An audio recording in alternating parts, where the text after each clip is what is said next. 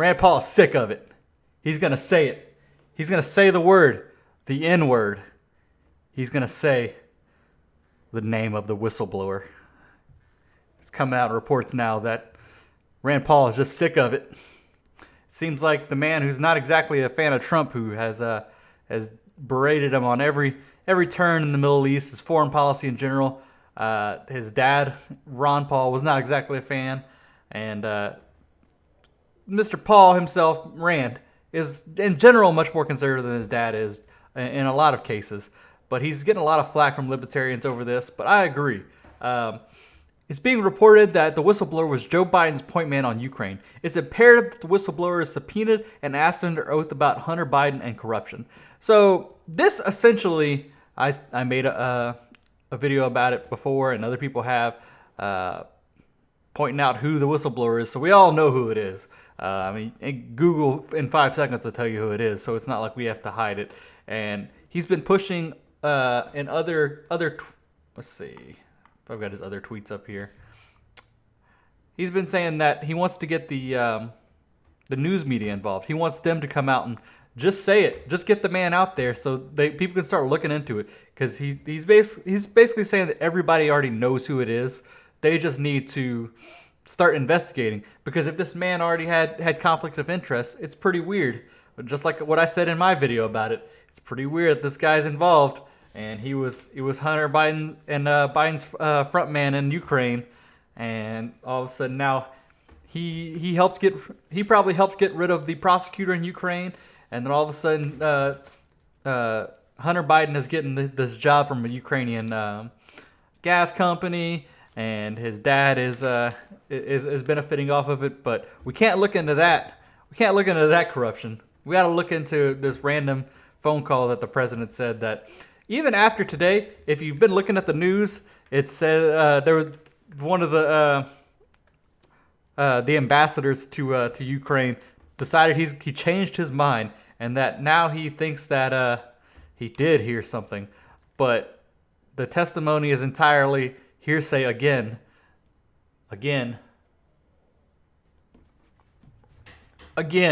Until they can come up with something for me, I'm just gonna keep saying it's the same thing, because that's all it is. It's another guy who's like, I think I inferred that this happened because of the way people were talking. It doesn't mean anything. There's no way you're gonna impeach this man, and there's no way you're gonna get him out of office with this. At this rate, you might as well say they're conceding. It's pretty bad. They're gonna impeach Trump, and the Senate's gonna vote it down, and that's gonna be the end of it. But they have yet to come out with. Every time a big news headline comes out, they're like, "Oh my God, this is it! The smoking gun is here! The orange man is done now!" I'm sorry, raising my voice so much. It's always some guy who's like, "Yeah, I heard this, and I think this is it. He was mean, and wow, everybody told me that they wanted me to do it, and they wanted to investigate the corruption, and I inferred it was about the Bidens, and it was political." Every single one of them. I'm so sick of it by now. Anyway, let me read a couple more Mr. Rand Paul's tweets here real fast. "I call on Congress to have the courage to immediately subpoena both Hunter Biden and the whistleblower." That, if you don't agree with these two, if you don't agree with subpoenaing Hunter Biden, I don't even know where you want to go with this, because we were investigating corruption in Ukraine to begin with, and the reason why Trump wanted to, if you're going to say he had quid pro quo, the reason he wanted to is because there was actual corruption we already knew about. So you're saying now that we definitely know that there was, you don't want to subpoena him, and you don't want to find out about it. All right, bye. Enshrined in the Sixth Amendment is the right to confront your accuser. 15th century dogs allowed anonymous allegations to insert in the mouth of the lion and convict the innocent with gossip. Whatever. That one is. I don't think the Sixth Amendment has anything to do with this, really confronting your accuser. The whistleblower can be doesn't have to really be an accuser. They can just kind of bring something up, and it's on the rest of the government to figure out if it was actually corruption or not. It's not. I don't know if I'd call it an accusation or something at all times. So that's. I don't know if the Sixth Amendment applies here directly. We can discuss that though. In recent centuries, common law tradition and our own very own Bill of Rights require accusers to appear face to face. Advice from Mark Twain, the Boca de Leon of Venice. These were the terrible lions' mouths. These were the throats down which went the anonymous accusation, thrust in secretly at the dead of night by an enemy that doomed many an innocent man to walk the bridge of sighs and descend into the dungeon which none entered and hope to see the sun again. Let's see, where was the other one? Whistleblowers are guaranteed the protection from okay, this is a big one. Because I see a lot of Democrats online arguing about it. There's nothing that protects a whistleblower from being subpoenaed or even having their name just put out there. They have the protection from repercussions of their actions. So if I say I thought President Trump was doing exactly what he's doing, there is nothing that my job can do. So let's say I'm the ambassador to Ukraine. Yeah, I can't be demoted. You can't take me from being the ambassador just for this reason. You can't cut my pay. You can't do things like that. But there's nothing stopping them from saying who it is. There's nothing stopping you from being questioned, anything like that, put under oath. I said it before that the Sixth Amendment doesn't matter. In this case, you're not technically an accuser, but you're at least a witness. So that should matter in these cases. This particular whistleblower is a material witness to the Biden conflict of interest scandal involving $50,000 paid to Hunter Biden monthly. The whistleblower should absolutely be subpoenaed and asked what he knew about the Biden corruption. I don't remember if I read that one. But that's what it's all about. I just have a few articles here. I'm going to link just showing that Rand Paul is not exactly a homer for Trump. Things like this was the one for Saudi Arabia. And then this one was an article clarifying to a reporter. This was from The Hill, of saying that no, he doesn't have protection, and that even I think it was the Washington Post clarified that he doesn't.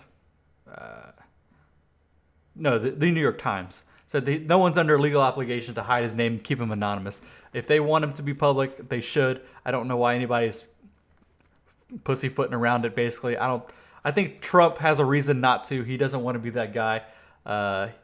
He would like somebody else to do it, and I'm pretty sure they know who it is. They're just kind of Trump wants to skate around it and not be the guy who has to do it. And I think Rand Paul is just sick of it and Rand Paul and his dad were the type that they'll watch the world burn around them in terms of the government if it means all the corruption gets weeded out. He doesn't care. He probably doesn't care if Trump gets impeached. He doesn't care if Biden gets impeached or not impeached. Biden gets charged with anything, or his son.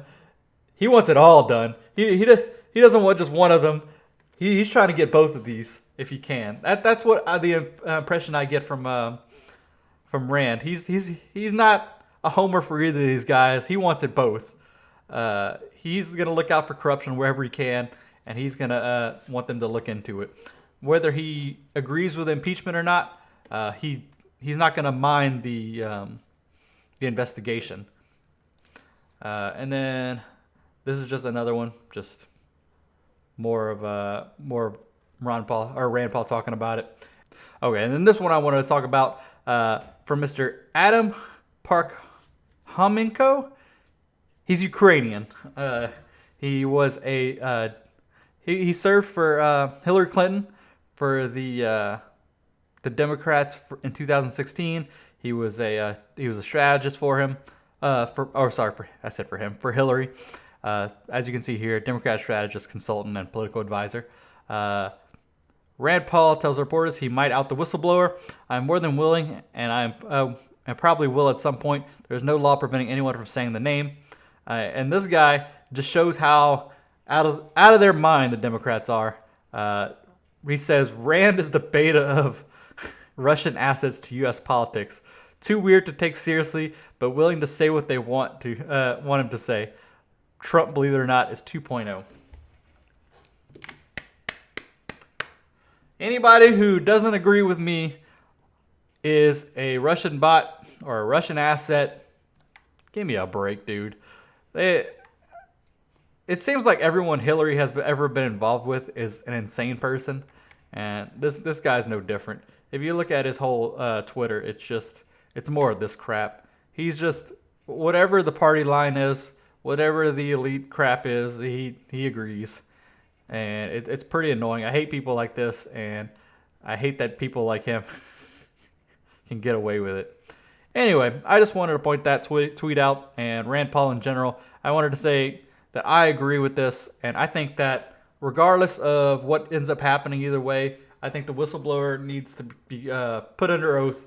I don't know about subpoenaed, but they at least need to talk to him, find out what's going on. If he was in the Biden's pocket the whole time, this takes on a whole different look as for the investigation. And I think a big reason Trump, I don't know if I mentioned in my other video, a big reason Trump is focused on the whistleblower is now Trump wants to get the name out there, like I was saying, just because he wants to be able to start playing offense. Sitting back and playing defense and just having these all these interviews going on and just leaked information is a bad look on him. And there's nothing Trump can do from the inside that's going to change that, other than, I guess, if Republicans want to start doing the same thing. But who's to say that any of these Republicans are big Trumpers? Maybe they don't care. Maybe they want him gone too. Maybe these guys inside the Justice Department that are, or not the Justice Department, the Justice Inquiry and stuff, maybe they don't like Trump. I don't know. So if Trump gets that feeling, he maybe want to play offense and say, hey, let's go after the whistleblower, not in like a destroy him politically kind of thing, but let's turn the discussion from me to Biden essentially, and say, hey, this whistleblower had ties to Biden, and that's just why he was going after me. Because from, like I said before, the way the investigation is going, unless you can come up with some hard proof, there's nothing that's going to get Trump so far. So as long as he can keep deflecting there, he can say, hey, you've got no hard proof on me, but I have hard proof. We have subpoenaed the whistleblower, and we know he was involved with Biden, and we know that the corruption was real there. So that proves his point, saying you ain't got nothing on me, but I know for sure you guys are corrupt, and I know for sure that he was involved with the Bidens, and maybe that takes them down, and maybe that takes the heat off of him. So, that was a little bit rambly, but I normally am. So I hope you guys are doing great. Tell me what you think about Mr. Rand, and what do you think about, I guess, outing the whistleblower in general, and what do you think the benefits are? Especially, do you think it matters that he was involved with the Biden campaign? Because a lot of people say they don't care. I think it's kind of sketchy to say that you don't care about corruption. You don't want to investigate the Bidens. You don't want to investigate what's going on, and why this CIA lead, this former Obama staffer, this Biden point man, is the one who's coming out and attacking Trump basically with these claims, but we can't investigate back. I don't know. Tell me what you guys think. Have a good one. Bye.